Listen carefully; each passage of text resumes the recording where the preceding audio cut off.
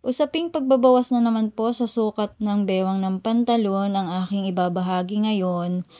Kahit na po na pictured ko na siya dati, this time po ay kukumplituhin ko at detalyado kung paano ko siya binawasan. Ito po ay gagamitan ko lang po ng Pentax or dart kung tawagin kung hindi kayo pamilyar. Ito po yung madalas na nakikita sa slacks sa may bandang likuran ng pantalon. Yun po yung aking gagawin dito sa jeans na pantalon. Pero pwede naman po yung tips na ganito dahil nga po ginagawa natin ng paraan para lumiit yung bewang niya. Kaya naman panoorin nyo ng buo ang video na ito at kung naiiksian ka nga po sa Reels video ko ay may long form video po nito sa aking account na ito. Pakihanap na lamang po or di kaya dumirekta kayo sa YouTube channel ko. Pasubscribe na rin po sa mga hindi pa nakakasubscribe.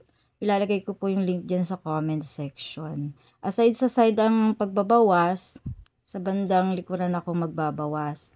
Kukunin ko lang naman yung center mula dun sa pinakagitna ng puweta ng pantalon. Pag nakuha ko yung center na yon, dun ko ibabawas yung sukat na kailangan ko. And then, yung bandang dugtungan dun sa likuran, andun yung point niya, hanggang dun lang ang pasada ko. Dahil ang korte niya po ay patulis. Ayan. Yung nakikita nyo na yan, ayan, patulis siya. Hanggang dun lang kayo sa dugtungan. Bali, half inch lang po yung bawas ko dyan. Tig 1 inch na po yan magkabila. Kukunin nyo lang naman yung center niyan magkabilaan eh. Mag-start kayo dun sa bandang gitna ng puwetan. Ayan. Pag napasadaan nyo na yan, ayan. Tignan nyo pa rin po kung tama na yung sukat ng bawas nyo. Kung maluwag pa rin, pwede kayo magbawas na sa side. Ayan. Naituro ko na rin dati kung paano magbawas sa side. And then sa pagdating naman sa waistband, paano naman siya bawasan? Isi-center nyo lang po yung waistband. Kunin nyo yung gitna niyan. Gupitin nyo. And then, tastasin nyo yung dugtungan dyan or top 1/16 dyan sa bandang itaas ng waistband. Ayan, dahil papasadaan nyo yan para pagdugtungin naman yung dalawa. Yung magkabilang waistband. Pero bago yon, tastasin nyo muna yan para mapagdugtong nyo nga po. At pagkatapos nyan, kunin nyo yung sukat nila mula dun sa gitna ng likuran na yan. Ayan, markingan nyo po para alam nyo kung saan kayo magpapasada mamaya kapag pinagdugtong nyo na silang dalawa. Ganyan lang po kasimple kung paano pagdugtungin yung waistband kapag nabawasan na yung sukat ng bewang ng pantalon. Ayan, kung may gusto ka nga pong itanong sa akin, sabihin sa videong ito, huwag po kayong mahiyang mag-comment, babasahin ko po yan. At sa abot ng aking makakaya, marereplyan ko kayo. Pwede rin naman kayo mag-PM sa akin. Ayan, salamat po sa inyong panonood at pagtangkilik, pagsubaybay. Salamat naman po at may natututunan kayo.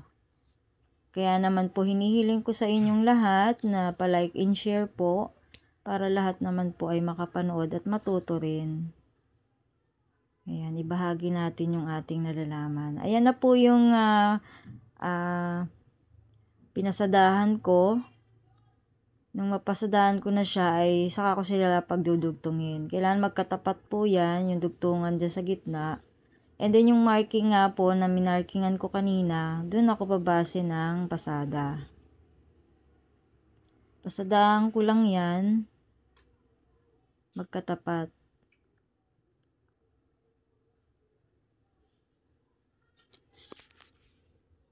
Kayahin nyo lang po yung prosesong ginagawa ko para hindi po kayo malito.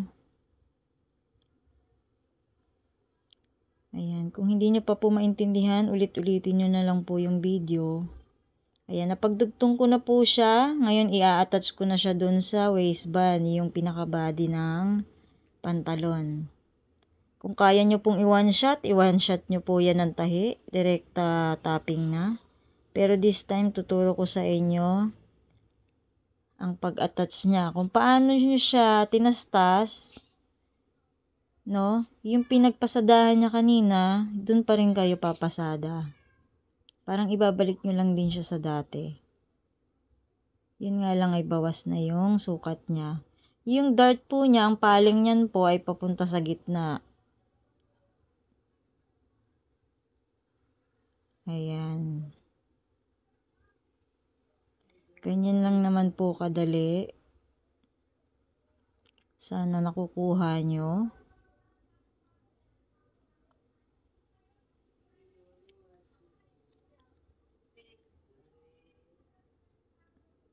Ayan.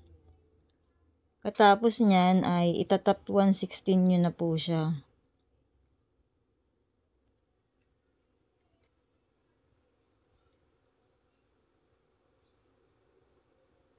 Ayan, binagalan ko na siya para maunawaan nyo ng maigi. Yung step by step na ginawa ko.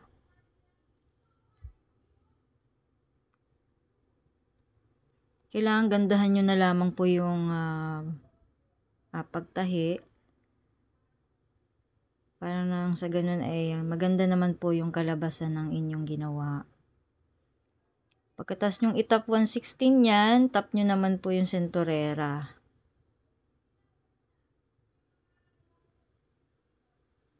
Diyan sa may bandang ibaba.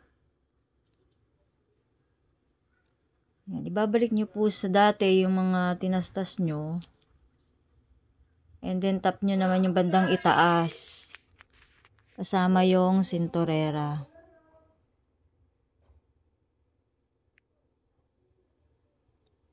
And it's done po. Sana po ay may natutunan. Salamat sa inyong panonood. God bless po sa inyong lahat. And see you on my next video.